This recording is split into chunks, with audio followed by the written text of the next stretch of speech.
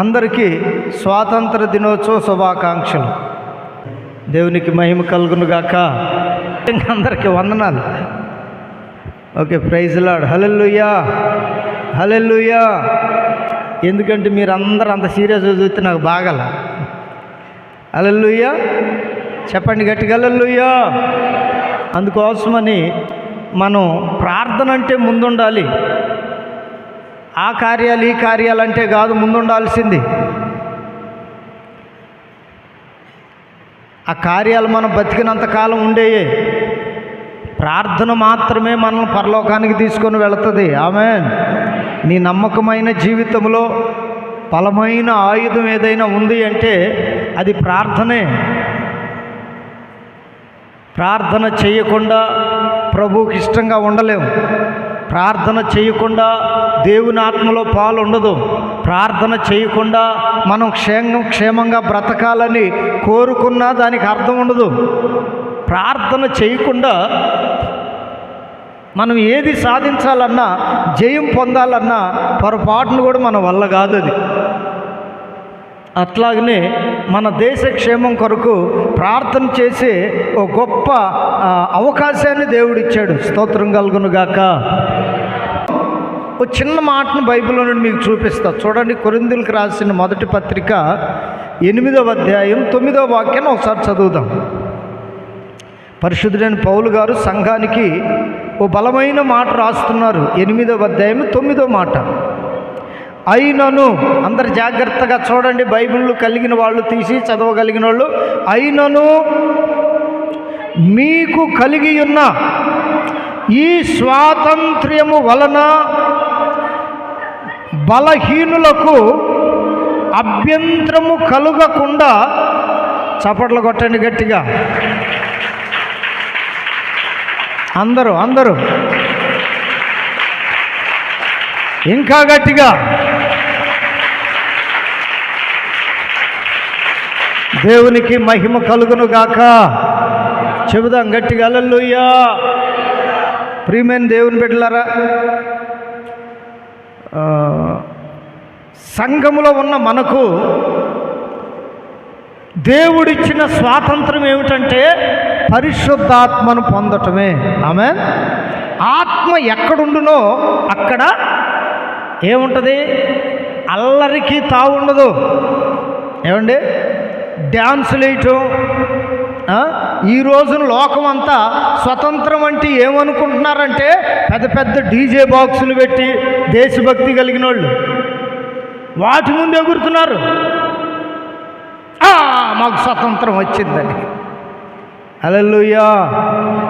దేవుని వాక్యం చెప్తున్నది ఏంటంటే దేవుని పిల్లలమైన మనకు అది నిజమైన స్వాతంత్రం కాదట. దేవుని ఆత్మ ఎక్కడుంటాడో, నీలో ఉన్నాడు అనుకో, నీవు స్వతంత్రం కలిగిన వ్యక్తివి. సంఘములో ఉన్నాడు అనుకో, ఆ సంఘం స్వతంత్రం కలిగిన సంఘం. ఎవరి దగ్గర అంటే దేవుని దగ్గర. చప్పట్లు కొడతారు. మన స్వతంత్రం ఎక్కడుండాలంటే దేవుని దగ్గర ఉండాలి. అందుకే ఈ భారతదేశంలో క్రైస్తవునికి ఎందుకు స్వతంత్రం లేదురా బాబు అంటే, భారతదేశంలో అందరిలో దేవుని ఆత్మ లేడు. ఆంధ్రప్రదేశ్లో అందరి మీద దేవుని ఆత్మ లేడు. మన ప్రకాశం జిల్లాలో అందరి మీద దేవుని ఆత్మ లేడు. మన త్రిపురాంతక మండలంలో, మన త్రిపురాంతక గ్రామంలో కూడా, చివరికి త్రిపురాంతక మండలం గ్రామంలో ఉన్న మన ఇంట్లో కూడా అందరి మీద దేవుని ఆత్మ నోరు తెరిచి చెప్పరే ఉన్నాడా లేడా? ఒకళ్ళ మీద ఉంటే ఒకళ్ళ మీద లేడు. అందుకనే నీ మీద నీకు స్వాతంత్రం లేకపోగా నీ ఇంటి మీద కూడా నీకు స్వతంత్రం ఉండట్లా. ఎవరితో ఏది చెబితే, ఎవరితో ఏ మాట అంటే ఏ విధంగా రియాక్ట్ అవుతారో తెలియని దినాల్లో ఇప్పుడు మనం ఉన్నాం. మన ఇంట్లో వాళ్ళే రక్త సంబంధికులే, వరుసలు చాలా దగ్గరగానే ఉన్నాయి. ఎవరిని కదిలిస్తే ఏమవుతుందో ఎంత మంచి చెప్పినా కానీ అక్కడ అది మంచి అనిపించట్లేదు. కారణం ఏంటో తెలుసా? అందరి మీద దేవుని ఆత్మ లేడు గనుక. ఈరోజు నువ్వు దేవుని సన్నిధికి వచ్చావు కదా, నీ మీద ఉన్నాడా? నీకెన్ని ఇళ్ళు ఉన్నాయని దేవుడు అడగట్లేదు. పొలం ఎంత ఉందని దేవుడు అడగట్లేదు. వినాలి జాగ్రత్తగా. ఎంత చదువుకున్నావని దేవుడు అడగట్లేదు. ఉద్యోగం ఉందా లేదా అని దేవుడు అడగట్లేదు, అడగడు కూడా. ఎందుకంటే ఇచ్చాడో ఇయ్యలేదో ఆయన అన్నీ ఎరిగి ఉన్నాడు. స్తోత్రం కలుగునుగాక. అయితే ఆయన అడిగే ఒకే ఒకటి, అదేంటంటే నీవు దేవుని ఆత్మను కలిగి ఉన్నావా? పరీక్షించుకోండి మీ గురించి మీరే. దేవుని ఆత్మను పొందితే మన స్వాతంత్రం ఇహలోక సంబంధమైనది కాదు, పరలోక సంబంధమైనది. స్తోత్రం కలుగునుగాక. చెప్పాలి హల్లెలూయా. పరలోకపు తండ్రి యొక్క స్వాస్థ్యమంతా నీదే. ఈ భూమి మీద నీ తండ్రి నీకేమి సంపాదించలేదని బాధపడుతున్నావు, నీకేమి సంపాదించి ఇవ్వలేదని బాధపడుతున్నావు, నీ తల్లి అయినా తండ్రి అయినా. కానీ పరలోకపు తండ్రి ఏమంటున్నాడంటే పరలోక స్వాస్థ్యం మీద నీకు నేను అధికారం ఇస్తాను. ఎట్లాగంటే నా ఆత్మలో నీవు పాలు పంపులు కలిగి ఉండు. చప్పట్లు కొడతారా గట్టిగా? అందుకని అంటాడు కదా, ఆత్మ ఎక్కడ ఉండునో అక్కడ ఏముంటుందంట? చెప్పాలి, ఏముంటుందంట? ఇప్పుడు ఈ భారతదేశానికి అందరూ అంటున్నారు కదా, స్వతంత్రం వచ్చిందో స్వతంత్రం వచ్చిందో అని. గాంధీ గారు ఏదో మాట అన్నాడంట, అర్ధరాత్రి ఆడపిల్ల ధైర్యంగా తిరగగలిగితే ఆ రోజే స్వతంత్రం వచ్చిన రోజని. అర్ధరాత్రి నన్ను బయటకు వస్తారా? ఆ వచ్చే రోజే వస్తే వాళ్ళు ధైర్యంగా తిరగగలిగితే ఆ రోజు దేశానికి స్వతంత్రం వచ్చిన రోజని ఆయన అన్నాడు. యేసయ్య ఏమన్నాడో తెలుసా? ఇందాక చదివాం, ఇప్పుడు చదవండి ఆ మాట, 9వ వాక్యం. అయినను మీకు కలిగి ఉన్న ఈ స్వాతంత్రము వలన బలహీనులకు అభ్యంతరము కలుగకుండా చూసుకొనుడి.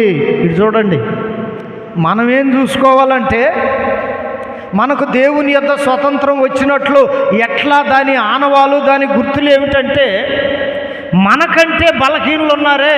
ఆమేన్. మీరెవరో అనుకునేరు బలహీనులు అంటే రోగం వచ్చిన వాళ్ళు, ఊగులాడేవాళ్ళు, హాస్పిటల్ చుట్టూ తిరిగేవాళ్ళు, ఏమీ లేనోళ్ళు, వీళ్ళు కాదు బలహీనులు. దేవుని వాక్యం చెప్తున్న మాట ఏమిటంటే ఎవరైతే దేవునిని ఎరుగరో, ఆమేన్ చెప్పాలి నోరు తెరిచి, ఆమేన్.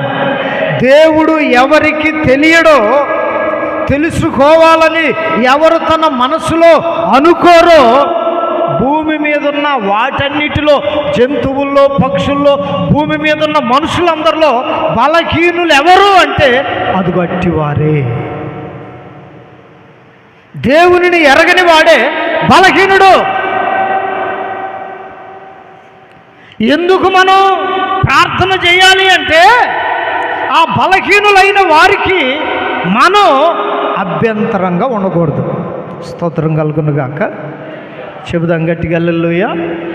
ఎట్లా ఉండకూడదు? అభ్యంతరంగా ఉండకూడదు. మనల్ని వాళ్ళు చూసి మొహం చిట్లించుకోకూడదు. ఎవరితో మనం పొరపాటును కూడా వైరం పెట్టుకోకూడదు. అంటే తగాదల కొట్లాట్లు పెట్టుకోకూడదు.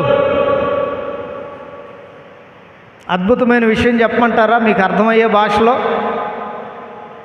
భారతదేశంలో ఉన్న చాలామంది రాజకీయ నాయకులు కానీ, గొప్ప గొప్ప వాళ్ళు కానీ, యుద్ధం చేసిన వాళ్ళు కానీ, ఇంగ్లీష్ వారిని పారద్రోలిన వారు కానీ అంటున్న మాట ఏమిటంటే, మాకు మేము స్వతంత్రంగా బ్రతకాలి, అందుకనే మా దేశాన్ని మాకు ఇచ్చేయండి అనని అప్పుడు పోరాడారు. పోరాడిన తరువాత మన దేశం మనకయింది. స్తోత్రం కలుగును గాక. చెప్పండి గట్టిగా హల్లెలూయా. ఇప్పుడు మన దేశం మనకైన తర్వాత ఇంకా స్వతంత్రం రాలేదంటాం. ఎక్కడ దాగుందంటే, ఇంగ్లీష్ వాళ్ళు మన దేశాన్ని పరిపాలించినప్పుడు, వినాలి ఇటు మీరు, హల్లెలూయా. ఇంగ్లీష్ వాళ్ళు అంటారు కదా, వాళ్ళు మన దేశాన్ని పరిపాలించినప్పుడు, మన దేశం మీద చలామణి చేసినప్పుడు, మన దేశ సంపదని వారు కొల్లగొట్టి సంపాదించుకొని వాళ్ళ దేశాన్ని బాగు చేసుకున్నారంట. వింటున్నారా? స్వతంత్రం అంటే ఏంటో మీకు చెప్తాను. ఏం చేశారు? మన దేశ సంపదను తీసుకొని వెళ్ళి, నోరు తెరవండి, వాళ్ళ దేశాన్ని బాగు చేసుకున్నారు. సరే, స్వతంత్రం వచ్చిన తర్వాత దోచుకున్నారు, ఇక్కడ సంపద అంతా తీసుకొని వెళ్ళారు, ఏవేవో తీసుకొని వెళ్ళారని పెద్ద పెద్దోళ్ళు, బాగా మేధావులైన వాళ్ళు చెప్తున్నారు. వాళ్ళు వాళ్ళ దేశాన్ని బాగు చేసుకున్నారు. తప్ప రైటా? ఇది చూడాలి మీరు. మన దేశ సంపద అయినా ఇంకొక దేశ సంపద అయినా పరిపాలిస్తుంది వాళ్ళు కనుక, వాళ్ళు తీసుకొని వెళ్ళి వాళ్ళ దేశాన్ని బాగు చేసుకోవటం తప్ప రైటా? మీ అంత మేధావులు లేరు, వాళ్ళకి తెలియక చెప్పారు ఆ మాట. స్తోత్రం కలుగును గాక. అయితే స్వతంత్రం వచ్చిన తర్వాత మన భారతదేశంలో ఉన్నవాళ్ళు మన దేశాన్ని బాగు చేయకుండా మన దేశాన్ని మనోళ్ళే దోచుకుంటున్నారు. వినపడిందా? హల్లెలూయా. మనం ఏడుతున్నాం కదా, మన సంపదను తీసుకెళ్ళి వాళ్ళు బాగుపడ్డారు, ఇంగ్లీష్ వాళ్ళు మన సంపద తీసుకెళ్ళి వాళ్ళు గొప్ప వాళ్ళు అయ్యారని. ఆ ఇంగ్లీష్ వాళ్ళ దరిద్రం పోయింది. మరి మన దేశ సంపద అంతా ఏమైపోతుందంటారు? హల్లెలూయా. టన్నుల్లో నుంచి లక్షల టన్నుల్లో తీస్తున్నారు బొగ్గు, బంగారం, వెండి, ఏవేవో ఉన్నా ప్రతి ఖనిజ సంపద తీసి ఏమైపోతుందంటే, ఇదే అంటున్నాడు, వాళ్ళు దోచుకుంటేనేమో దోచుకున్నారన్నాం. మరి మన దేశాన్ని మనం అభివృద్ధి చేసుకోవాలి కానీ,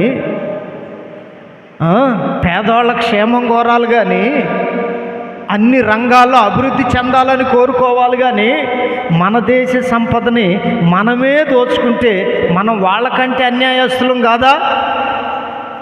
హల్లెలూయా. చెప్పండి హల్లెలూయా. ఇదే వ్యవస్థ కుటుంబాల్లో కూడా వచ్చింది. మన దేశాన్ని మనం దోచుకునే ఈ వ్యవస్థ కుటుంబాల్లో కూడా వచ్చింది. ఎట్లా అంటారా? భార్య ఉద్యోగం చేస్తుంది అనుకో, ఈ నా డబ్బులు అంటది. భర్త ఉద్యోగం చేస్తున్నాడు అనుకో, ఇవి వాళ్ళిద్దరూ ఒకటి కాదా? కుటుంబం కాదా అది? చూసారా? రాజకీయంలో ఉన్నది, దేశంలో ఉన్నది, కుటుంబాల్లో కూడా వచ్చింది. ఎవరో దోసుకున్నారు అన్నాం, మరి మనకు బుద్ధి రావాలి కదా. మన రాజకీయ నాయకులకైనా, దేశాన్ని పరిపాలిస్తున్న నాయకులకైనా, అన్ని రంగాల్లో ఉన్న నాయకులకైనా ఏమనుకోవాలి? అన్ని దేశాల్లో మన దేశం గొప్పగా ఉండాలి. కొట్టుగట్టిగా చప్పట్లు. ఇది కదా ఆలోచించాల్సింది. వాళ్ళేమనుకుంటున్నారంటే, మా దేశంలో ఉన్న అన్ని కుటుంబాల కంటే నా కుటుంబం పైన ఉండాలి. ఇది రాజకీయ నాయకుల మనసులో మెదులాడుతున్న, ప్రతిరోజు జరుగుతున్న ఓ భయంకరమైన వ్యసనం. ఈ వ్యసనం ఎప్పుడైతే పోద్దో మన ఇండియా బాగుపడుతుంది. స్తోత్రం కలుగును గాక. మన ఆంధ్రప్రదేశ్ బాగుపడుతుంది. హల్లెలూయా. అది కుటుంబాల్లో కూడా వచ్చి, భార్య సంపద భార్యదే, భర్తదే. ఏదైనా లేనప్పుడు అడిగారనుకో, నేను సంపాదించుకునే నీకెందుకు ఇస్తా? మరి నిన్ను చేసుకున్నవాడు నీకు భూమి ఎందుకు పెట్టాలి? అని అన్నాం అనుకోండి, ఎందుకు చేసుకున్నా ఓ వెంటనే గతిలే అని మళ్ళీ అయ్యో కొత్త డైలాగులు. దేవుని స్తోత్రం కలుగును గాక. అందుకని అంటున్నాడు, బలహీనులైన వారికి ఈ స్వతంత్రం ఉందే, ఆత్మ ద్వారా మనం పొందిన స్వతంత్రం, ఇది దేనికోసం వాడాలంటే బలహీనులైన వారికి అభ్యంతరకరంగా ఉండునట్లుగా మన మాటలోను, మన ప్రవర్తనలోను, మన చూపులోను, మన ప్రతి కార్యంలో కూడా వారికి అభ్యంతరకరంగా ఉండునట్లు పరిశుద్ధాత్ముడిచ్చిన స్వాతంత్రం మనల్ని పరిపాలించునుగాక. పలకండి గట్టిగా ఆమేన్. ఒకరికంటే ఒకరు గనులుగా, ఒకరికంటే ఒకరు గొప్పవాళ్ళుగా అసలు మన దగ్గర నుండే ప్రారంభించబడాలి. క్రైస్తవ్యంలో నుండే ఇది ప్రపంచ దేశాలకు, దేశంలో ఉన్న నలుదిక్కులకు గొప్ప సమాధానముగా మారాలి. అందుకోసం ఆయన అంటున్నాడు, నీకు ఇచ్చిన ఈ స్వాతంత్రం, దేవుని సన్నిధికి వస్తున్నావే, దేవుని మాటలు వింటున్నావే, దేవుని ఆత్మలో పాలు పంపులు పొందుతున్నావే, నీకివ్వబడిన ఈ స్వతంత్రం బలహీనులైన వారికి, దేవునిని ఎరగని వారికి, అన్యాయస్తులకు, మోసగాళ్లకు, వ్యభిచారులకు, లోకంలో ఉన్న నీచులైన వారందరికీ అభ్యంతరకరముగా ఉండకుండునుగాక. నువ్వు ప్రతిరోజు లేచి చేయవలసిన ప్రార్థన ఏమిటంటే, యేసయ్యా నేనెవ్వరికి అభ్యంతరకరముగా ఉండకూడదు. ఆమెన్ పలకండి. ఎట్లా ఉండకూడదు? అభ్యంతరముగా, వారు నొచ్చుకునేటట్లుగా, వారు బాధపడేటట్లుగా, వారి యొక్క జీవితంలో నేను దుఃఖానికి కారణంగా ఉండకుండా, ఎవ్వరికి నేను బలహీనులు ప్రభువా, నన్ను అభ్యంతరకరంగా ఉండకుండా నన్ను నిలబెట్టు, నన్ను బ్రతికించు, నలుగురికి ఆశీర్వాదకరంగా నువ్వు ఉండాలే కానీ అభ్యంతరంగా ఉండకూడదు. ఆమేన్. ఈ స్వతంత్ర దినోత్సవం అందు ప్రభు నన్ను చెప్పమన్న మాట ఏమిటంటే, ఇదిగో ఈ మాటే. ఆత్మ వచ్చాడు, నీకు స్వతంత్రం ఇచ్చాడు. ఇచ్చిన స్వతంత్రాన్ని ఎట్లా కాపాడుకుంటున్నాం సంగమా? మనం ఎట్లా కాపాడుకుంటున్నాం? ఇప్పటి వరకు నీ వలన ఎవరైనా బాధపడి ఉంటే, లేక నువ్వు తెలిసి కూడా బాధ పెట్టి ఉంటే, ఆమెన్ పలకాలి. ఆమెన్. నీ వలన ఎవరైనా బాధపడినా, లేక తెలిసి కూడా నీవు బాధ పెట్టి ఉంటే, నువ్వు ఈ దినమందు నేర్చుకోవాల్సింది ఏంటంటే, నేను వాళ్ళకి అభ్యంతరకరంగా ఉన్నానయ్యా, ఇక మీదట వారిని నాతో సమాధానపరచు. ఆమేన్. చెప్పండి హల్లెలూయా. రష్యా, ఉక్రెయిన్, తరువాత ఇజ్రాయెల్, ఇంకో దేశం ఏది ఫస్ట్ పోరాడింది?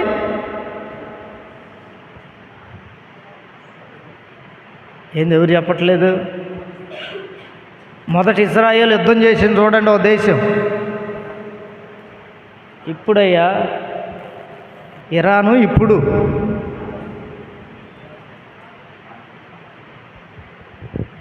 నయానా భయాన్ ఏదో ఉంటుంది చూడు,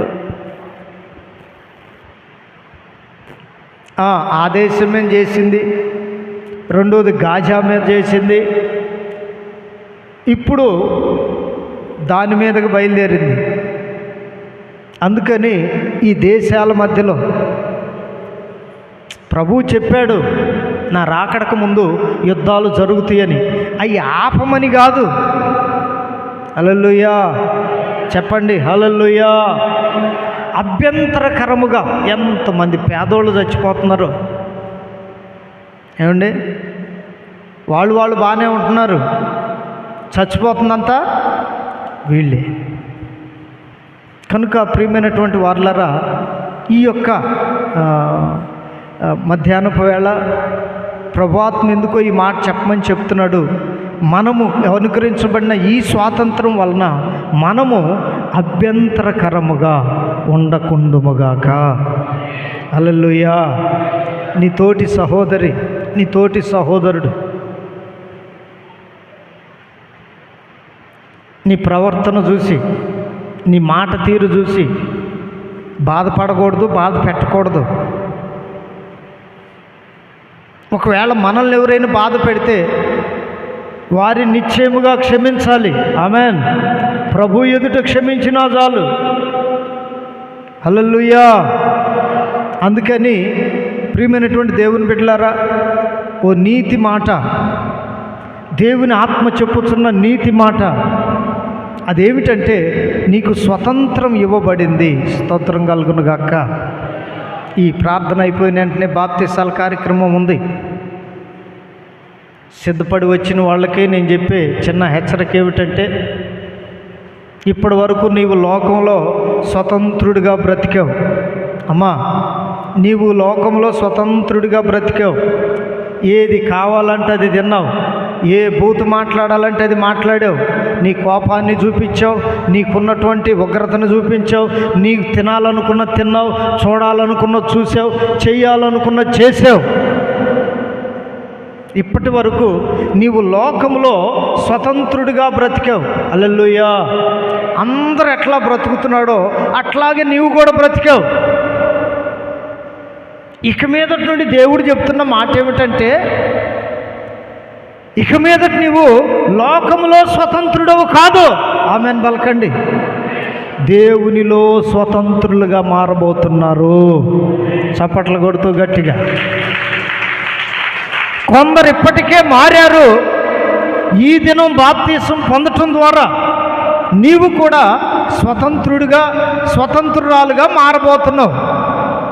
ఇక దేవుల్లో స్వాతంత్రం పొందిన తర్వాత మన మాటలో మార్పు రావాలి, మనం వెళ్ళే స్థలాలు మారాలి. హల్లెలూయా. మనం చూసే చూపులో మార్పు రావాలి. ఇంతకుముందు నీ పిల్లలను తిట్టని, నీ పొరుగు వాళ్ళని తిట్టని, ఇష్టం వచ్చినట్లు తిట్టావు. ఇక మీదట అటువంటి మాటలు నీ నోట రాకూడదు. ఆమెన్ చెప్పండి, గట్టిగా పలకండి. అందుకని లోకంలో స్వతంత్రం వేరు, దేవునిలో మనం పొందే స్వతంత్రం వేరు.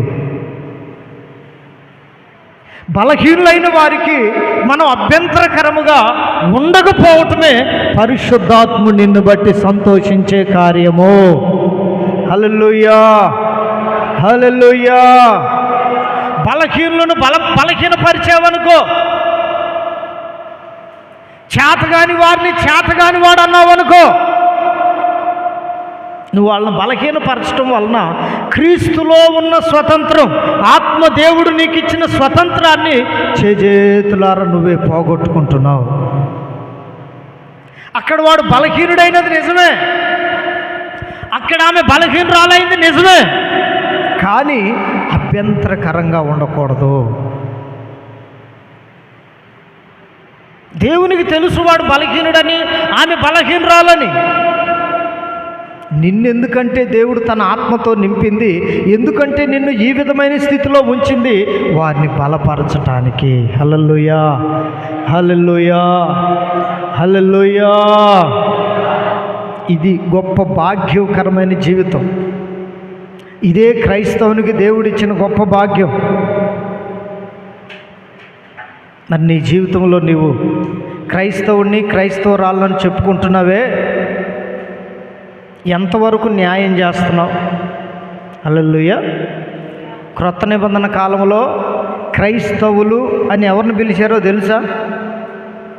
వినాలి, జాగ్రత్తగా చెప్తాను మీకు ఈ మాట. క్రైస్తవులు అని ఎవరిని పిలిచారంటే పరిశుద్ధాత్మ పొందిన వారిని మాత్రమే. చప్పట్లు కొడుతూ గట్టిగా. క్రైస్తవుడు అంటే అర్థం ఏమిటంటే యేసయ్యను నమ్మినోడని కాదు. వింటున్నారా? దెయ్యం కూడా నమ్ముతున్నాడు యేసయ్యని. సైతానుగాడు కూడా యేసు నామంటే గడగడగడలు ఆడుతున్నాడు. అయినంత మాత్రం వాడు క్రైస్తవుడా? వింటున్నారా? క్రైస్తవులు అంటే ఎవరంటే దేవుని ఆత్మ చేత నింపబడిన వారు. యూదులను కూడా క్రైస్తవులని పిలవలా, ఇశ్రాయేలీలను కూడా క్రైస్తవులని పిలవలా, సంఘములో చేర్చబడిన వారిని, ఆమెన్ పలకండి, పరిశుద్ధాత్మ నింపుదల కలిగిన వారిని క్రైస్తవులు అని పిలిచారు. పరిశుద్ధాత్మ దేవుడు డీకోడ్ చేసిన వాళ్ళని, పరిశుద్ధాత్మ దేవుడు ముద్రించిన వారిని, పరిశుద్ధాత్మ దేవుని చేత ఎన్నుకొనబడిన వారిని క్రైస్తవులు అన్నారు. మన లోకంలో అనేది ఏంటో తెలుసా? ఫలాని కులం వాళ్ళు క్రైస్తవులు, ఫలాని కులం వాళ్ళకి యేసు ప్రభు దేవుడు అని. కాదండి, బైబిల్ దానికి విరోధం. క్రైస్తవుడు అంటే ఎవరంటే పరిశుద్ధాత్మ పొందినవాడు. స్తోత్రం కలుగునుగాక. ఏ సంఘమైనా, ఏ కులమైనా, ఏ మతమైనా వారందరూ క్రైస్తవులుగా పిలువబడాలి అంటే పరిశుద్ధాత్మ చేత నింపబడి సంఘములో చేర్చబడాలి. వాళ్ళు క్రైస్తవులంటే. వారినే క్రైస్తవులు అన్నారు. అందుకే పౌలు గారు అంటాడు, క్రైస్తవుడనైనందుకు నేను సిగ్గుపడుటలేదు. చప్పట్లు కొట్టండి సిగ్గు లేని వాళ్ళందరూ. హల్లెలూయా. క్రైస్తవుడైనందుకు నేను సిగ్గుపడను అంటున్నాడు. సర్వస్వం ఆయనే, ఏది కావాలన్నా ఆయనే, ఎక్కడికి వెళ్ళినా ఆయనే, ఎవరితో మాట్లాడినా ఆయనే నీలో ఉంటాడు, ఆయన నీతో ఉంటాడు. కనుక నీవు నిజమైన క్రైస్తవుడవు, క్రైస్తవురాలవు. ఆత్మ లేక నేను కూడా బాప్తీసం పొందా, నేను కూడా చర్చికి వస్తున్నా, నేను కానుకలన్నీ ఇచ్చేస్తున్నా, దేంట్లో మరి అసలు సంగతి ఏంటి? నీ కానుకలను అంగీకరించి నీకు దీవెనిచ్చాడు. నీవు బాప్తీసం పొందటం ద్వారా నిన్ను ప్రత్యేకపరిచాడు. మరి దేవుని దృష్టిలో నువ్వు అంగీకారం దేని వలనంటే పరిశుద్ధాత్మను పొందటం వల్లనే. ఆమేన్. చెబుదాం గట్టిగా ఆమేన్. ఇంకా పరిశుద్ధాత్మ పొందిన వారు ఎవరైనా ఉంటే దేనికోసం ప్రయాసపడకండి. మొదట దేవునికి మనం ఇష్టంగా ఉండాలి. అభిషేకం చేత ఆయన ముద్రించాలి. పిల్లలైనా, పెద్దలైనా, యవనస్తులైనా, కుటుంబీకులైనా, వృద్ధులైనా దేవుని చేత ఎన్నిక చేయబడాలి. ఆమేన్. దేవుని చేత ఎన్నిక చేయబడిన వారు క్రైస్తవులు.